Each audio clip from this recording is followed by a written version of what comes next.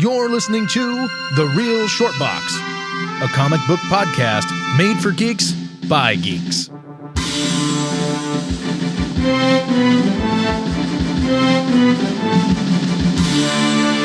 Hello, and thank you for tuning in and listening to, I kind of did that like Mrs. Doubtfire. I'm sorry. This is The Real Short Box. My name is Donald, and the gentleman to my right, who actually isn't even here, is... In the virtual world. That would be Kevin. You know what? I believe this year is the 30th anniversary of Mrs. Doubtfire. You're probably right. It's also the 43rd anniversary of you, if I recall. Yes, coming up at some point. Yes, that's true. Yeah, be coming up this year. Crazy how time flies. Indeed, indeed. I don't even have like whipped cream all over my face with the Mrs. Doubtfire thing. I should, though. I should be like, hello, thank you for tuning in to The Real Short Box. My name is Donna, and this is... What would your female name be? What is the female version of Kevin? I don't know. Kevana? No, Kevina. Kevina. Ooh, that's sexy. Hey, are you single? Kevina? What are we talking about tonight? Well, this is an interesting topic that I'm not sure too many people discuss. You know, you talk about first appearances of characters in comics. You talk about second appearances of characters in comics. But what about third appearances of characters in comics? Ooh, that's a good one. And the reason why I say this is there's a lot of books out there when it comes to first appearances. It's just way beyond people's budgets. They just can't afford it at this point.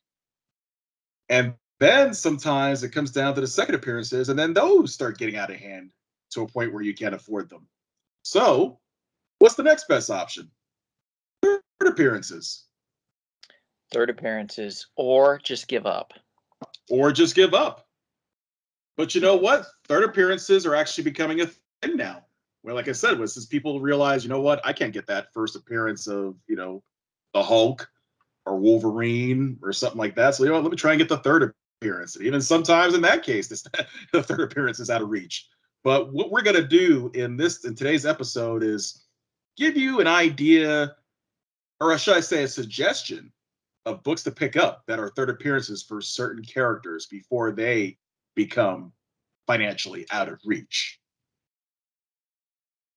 I like that idea immensely. There you go. We want to be soothsayers. Well, usually we are soothsayers. We've been soothsayers for like 5 years now. We tell people, grab this book before it's too late. And we've helped people do very well in that regard, I believe. I believe we have. We've led many down a path of enlightenment instead of the path of darkness, which is Comic Tom. Now, be nice. Dun, Comic dun, Tom, dun. He likes you. I don't think he does. I think he's talked about me before. No, he hasn't. I don't think he knows I exist. It's fine. Don't worry. You're going to meet him one day. Might even meet him this summer. Who knows? And he's going to embrace you. Really? I think so.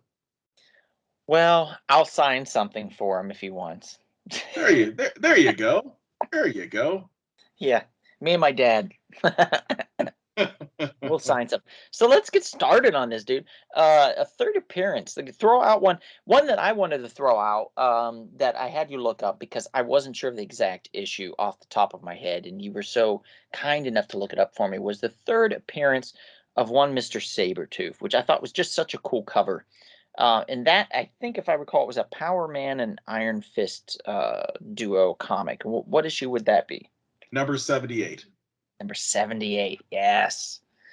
And it's pretty cool. It's got Constrictor on the cover, too, if I recall, yeah? Yeah, it looks like it, because I see there's Luke Cage, there's Iron Fist. I'm trying to look at this picture here. It's kind of hard to see. Yeah, I'm pretty sure it's Constrictor. Yeah, it's probably Constrictor. Yeah.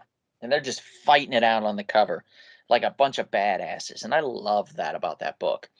Like, that book is just filled with badasses. And The Power Man and Iron Fist comic, once they teamed up, became so much fun. If you haven't read those issues, I think it's issue 50 is their official first like team up where they like call themselves Power Man and Iron Fist, Heroes for hire, and it's so fun reading every issue. Like I think it went to like the 119, 125, somewhere around there. It got up there relatively high, and they were just having fun at that point. They were just like, you know what, if people read it, great. If not, at least we're enjoying writing it, and you could tell that they were enjoying writing it. So that third appearance of Sabretooth isn't a fun book with a fun story, and I recommend it even if you don't want to collect it for the value of Sabretooth, which at some point he's going to be big. The X-Men will come back.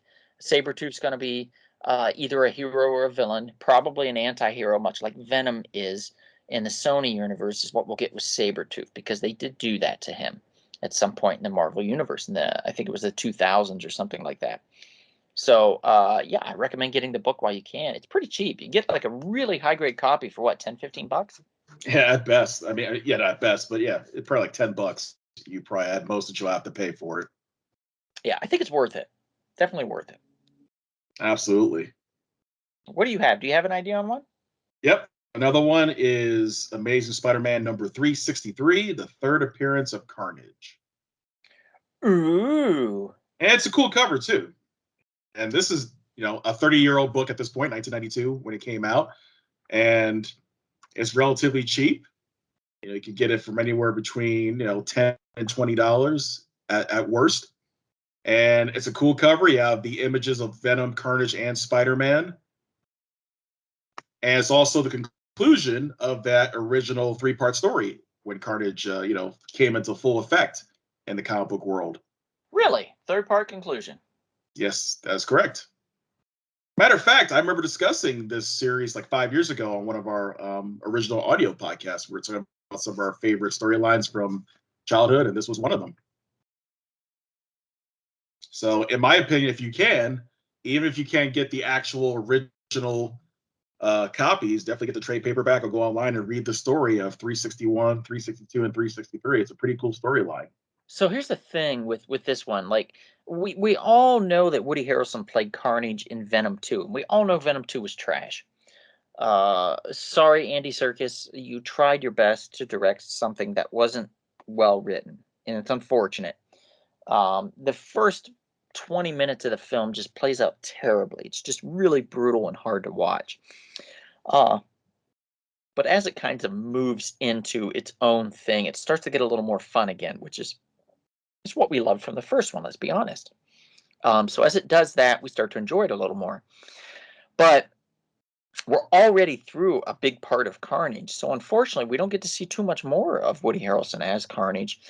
And I think that's a good thing, because honestly, I think he should be recast, and I think it would be a detriment to the series if he wasn't. So I feel like Cletus shouldn't be a 50, 60-year-old man. Cletus should be in like his 20s and just a complete psycho.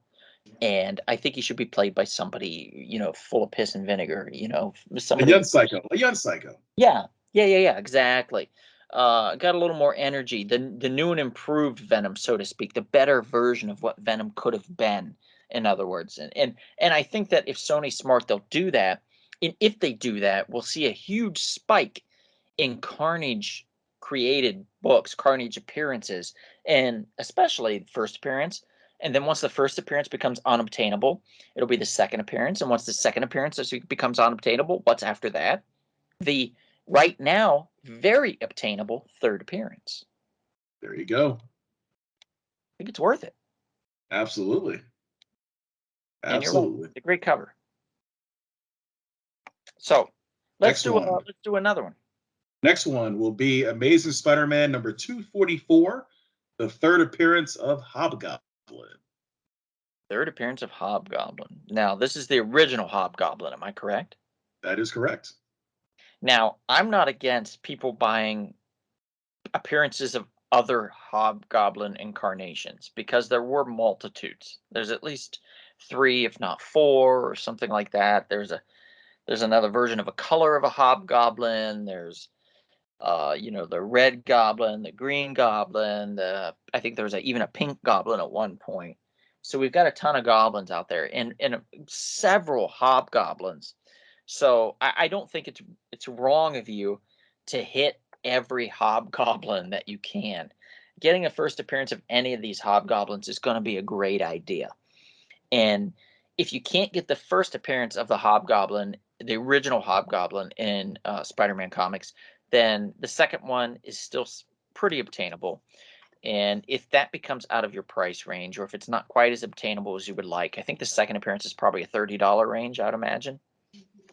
Yeah, I would imagine that, because these starter appearances, no more than $10 to $15 at worst. You could definitely get it for single digits. Yeah, there we go. So you can get a nice, decent copy of a third appearance of that.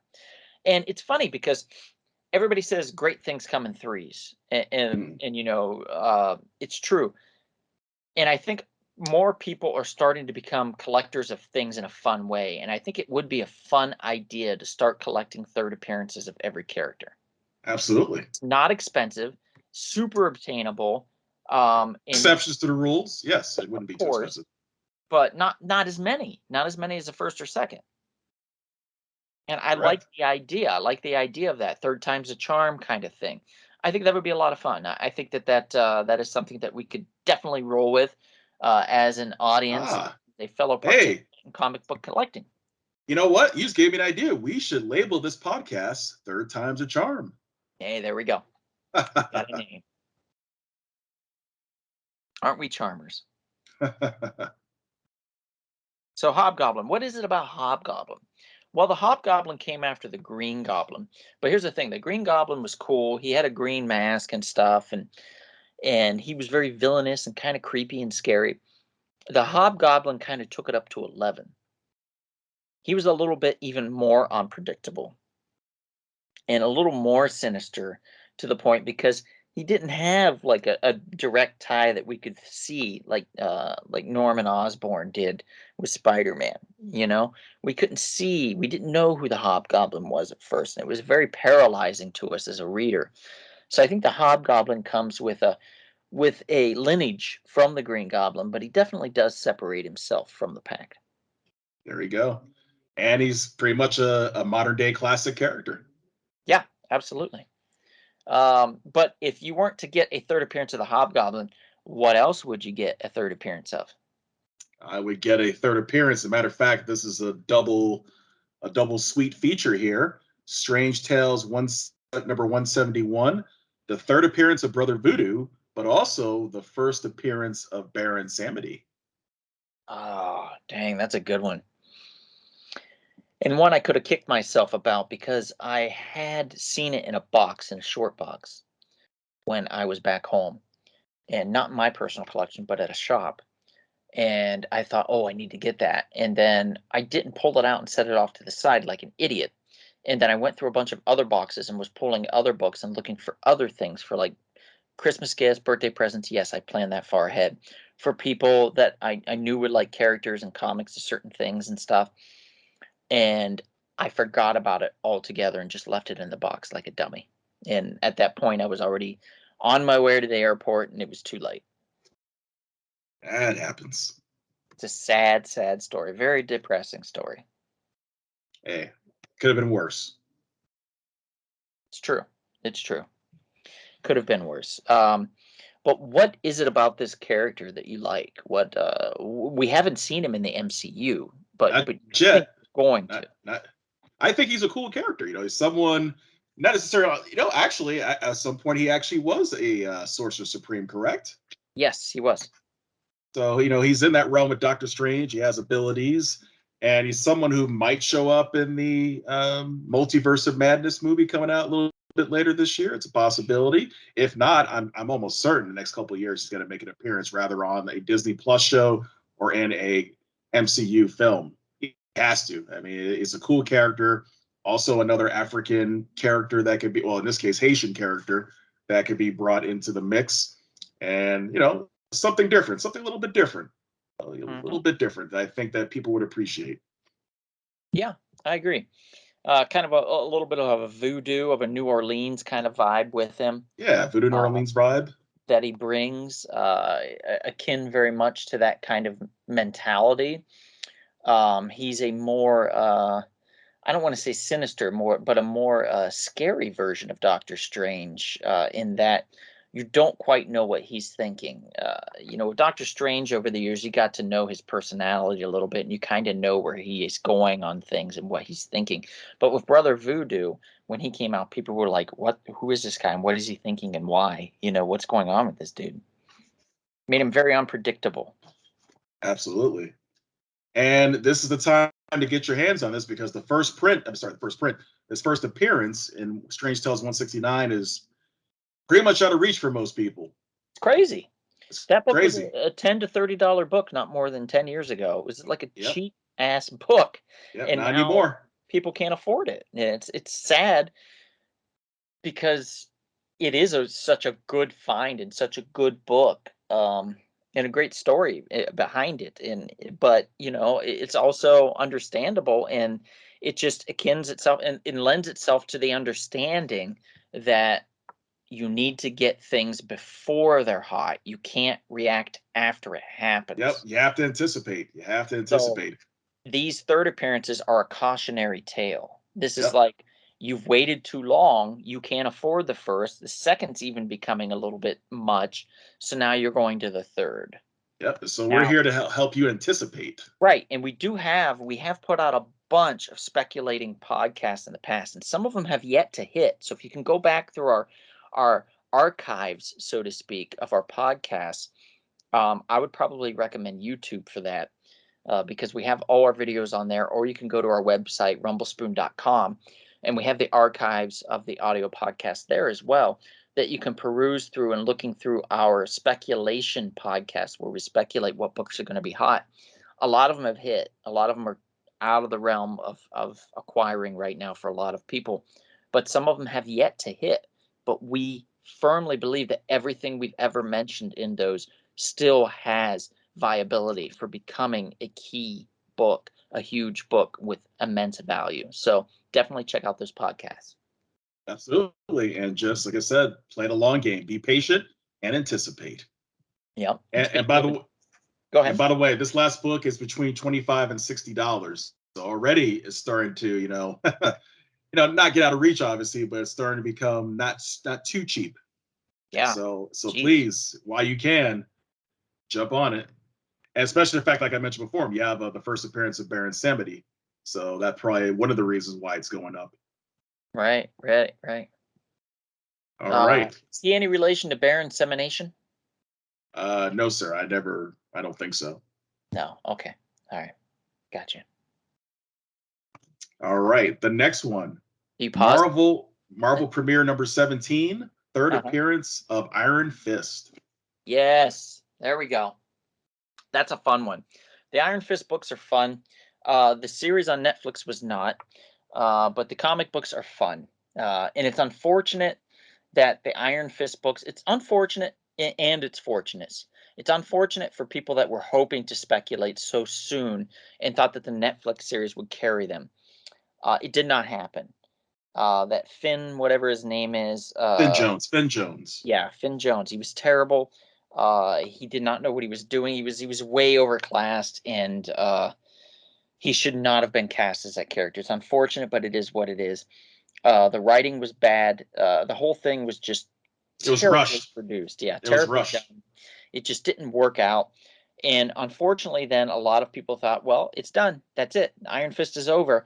And they started selling off their books. And in which case, that first appearance dove back down in price. I mean, it crashed pretty hard. All of those Netflix characters actually did pretty much crash relatively hard, but I think this one got hit the hardest. Yeah, it paid the price. Yeah, the value of it just sunk like a rock in the water, like in a creek, and it was there for a while down at the bottom, and you could reacquire it relatively cheaply, a couple $100. You could get a high grade copy. But people still, they kind of shied away from it, and then like there was whispers in the East of a possibility of Iron Fist coming back in the MCU, and suddenly it took off again like a rocket. And now Iron Fist is again becoming a viable character with a viable story that the MCU can turn into something. Shang-Chi has proven that martial arts in the MCU is not outside of the realm of popularity when it comes to an audience. And I think it could really go places. And a third appearance is not a bad book to have. Absolutely. And that book is relatively cheap. You can get it for about anywhere from $10 to $20 range. So very, very affordable. So now is the time to jump on that, especially with Marvel pretty much having all their characters back in one form or another. So we're going to see them again, rather in another Disney Plus show, or in perhaps a Shang-Chi sequel. Mm-hmm. Yeah. And speaking of which, Donald, this leads to the next one. We're going to go with Iron Fist, Danny Rand's buddy. Hero for Hire number 3, the third appearance of Luke Cage. Oh, yeah. Hero for Hire number 3. Third appearance of Luke Cage. The first appearance of Luke Cage, like I was talking about in the Marvel universe within Netflix, it was up and down, and it went down to about, you could get a mid-grade copy of Luke Cage's first appearance for about $250 to $300 when it went back down. But there for a while, I remember when they first announced the Netflix series, a raw copy I saw at a comic shop was going for $1,100. Oh yes. Well, it's headed back up there now because there is speculation. So it's going back up once again. The speculation is hit because of Netflix losing the rights to the series, and all of them slowly being taken off of Netflix. So a Netflix original, by the way, Netflix original is no longer a Netflix original. I don't understand how this is happening, but apparently Disney quietly made a deal and said, we're going to purchase these from you, and you need to take them off your streaming platform. And that seems to be what's happening. And they're taking them down. And I think Disney's going to start porting them over. And we know now firmly that those characters, a lot of them are in canon, because Charlie Cox, spoiler alerts, Charlie Cox was in the last Spider-Man film. And also, spoiler alert, Kingpin made an appearance in the Hawkeye series. And that's correct. So we know that they're slowly but surely being integrated into the MCU. And of course, as I mentioned earlier, Doctor Strange and the Multiverse of Madness will probably, just blow the whole thing wide open. Every Marvel character, rather be from the Fox, Marvel, Sony Marvel, Marvel Television, the Netflix Marvel, it's all going to be part of one gigantic multiverse. So basically, as I said earlier in another podcast, it's going to be the MCM, the Marvel Cinematic Multiverse. Agreed. And hopefully they'll be able to, to keep things rolling and do things right and maintain some kind of quality control. You know what I'm saying? Yeah, I think Feige Feige is getting a little bit overwhelmed, but I think if he can find somebody to help him reel that in, like his number 2, so to speak, to Dr. Evil, he'll be able to. That's an old school reference. He'll be able to keep everything in line and be able to. We don't want another Man-Thing made for television, sci-fi network film. We don't want that. We want a good version of Man-Thing. I think the most exciting race is seeing which one will come first, Swamp Thing or Man-Thing, when it comes to a good film version. I think the best we've had was Swamp Thing back in the day, but that was a long time ago, and that was with horror director, Mr. Nightmare on Elm Street himself. Wes Craven. Yeah. Yeah, yes, But, indeed. That's been a long time. So we need something new, and one of these guys is going to come up with it. Somebody is, and it's either going to be Marvel or DC. It's either going to be Man-Thing or Swamp Thing. So I'm excited to see. We have a few minutes, so if you want to throw out some, and we'll just briefly mention them, that way some people can get some more information on some of these books, that'd be great. Yes, Marvel 2-in-1, issue number 30. That is the third appearance of Spider-Woman. That's cool. Yeah, great character. We know Spider-Woman's coming, I believe, to the sequel to the Spider-Verse movie. So we'll be seeing some Spider-Woman, and I'm sure a live-action version will be integrated into the MCM at some point. And thanks to you and Jarrett, you suggested 5 years ago when we were at Long Beach Expo to purchase those first appearances of Spider-Woman, and I certainly did. I didn't argue. No, no, no, no. If there's one thing you don't do with me, it's argue with me about speculation. Yep, that's true. Yeah. Patting myself on the back as we speak. No, I'm not. I'm not really. Okay, next book. Silver Surfer #8, the third appearance of Mephisto. Ooh, that's a good one. Yeah, I like Yeah, that. it's not too terribly expensive. Mephisto's So, appeared in 17 of the movie and TV Marvel franchise series, by the way. We just didn't know there we go. it. Yes, it's happened. Yeah, and like I said, this book is fairly reasonably priced. You can get it anywhere between $30 to $60 to $70 in that range. So now is the time to scoop it up while you still can, because once West Mephisto makes his appearance, it's over. And we are getting an Agatha, from what I'm told. She's getting her own TV series on Disney Plus. So Agatha Harkness will be back, and that is an even more likelihood of a scenario where we do get Mephisto. So those that were speculating with the WandaVision might actually have a shot now with the Agatha series that'll be coming up. There we go. Yeah. Next one, Uncanny X-Men #267. That's the third appearance of Gambit, Remy LeBeau. Ooh, that's a nice one. That's a cool cover too, I think. Oh, it is. You have a lady, with the like a little glass of wine or something like that, just chilling on the cover. It's a pretty cool cover. Yeah, sexy, sexy. Yep, sexy cover. Can't go wrong there. All right. And there was a false start. We thought we were getting a Gambit movie a few years ago, but that didn't come to pass. But we know at some point it will come to pass with Fox now being into the fully integrated into Disney, and with the Marvel Studios having full power and control. Probably before the end of this decade, we will see a Gambit movie. That's great. That's great. I'm looking forward to it. Do you have any others? One more before we go? Yes, the last one I think might be, as they say, save the best for last. I'm going to go with Ultimate Comics Spider-Man 2, the third appearance of Miles Morales. Mm-hmm. And Yeah, that's a good cover too. I remember that one. And I've been preaching to people about getting, the first issue of Ultimate Comics Spider-Man 1, and now that one is starting to become out of reach. So Right. this is your next option at this point is to get issue #2, and that's going to start hitting triple digits soon. So don't snooze. You snooze, you lose. You definitely want to get this issue, the third appearance of Miles Morales. And like you said, it is a cool cover. As a matter of fact, to be honest with you, I think I like that cover better than the one before, the issue before. Oh, I agree, 100%. It's a better cover. And sometimes that's the selling point for some people is what's the better cover? What book presents well and looks the best?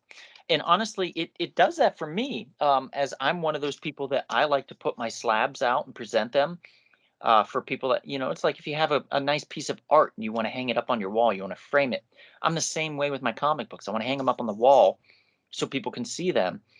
Put them on a bookshelf and light them so people can see them and appreciate them as much as I do.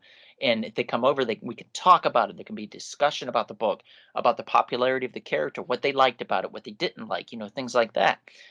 Cool stuff like that I think is a lot of fun you can do. And that book is one of them. It's a great third appearance and a great cover. Yes, it is. So once again, heed our warning. Grab these books while you still can. The funny thing is, if you'd have put all 10 of these books together, you could probably get them all for no more than about $120 to $150 combined. Oh, that's a great deal. Definitely grab those while you can. Thank us later. And with that, my name is Donald. And my name is Kevin. And thank you for listening. This has been The Real Short Box. And if we don't see you out and about anytime soon, perhaps we will see you at the Honorable gentle, and sweet comic book shop. This has been The Real Short Box. We'll see you at the comic shop. Thanks for listening.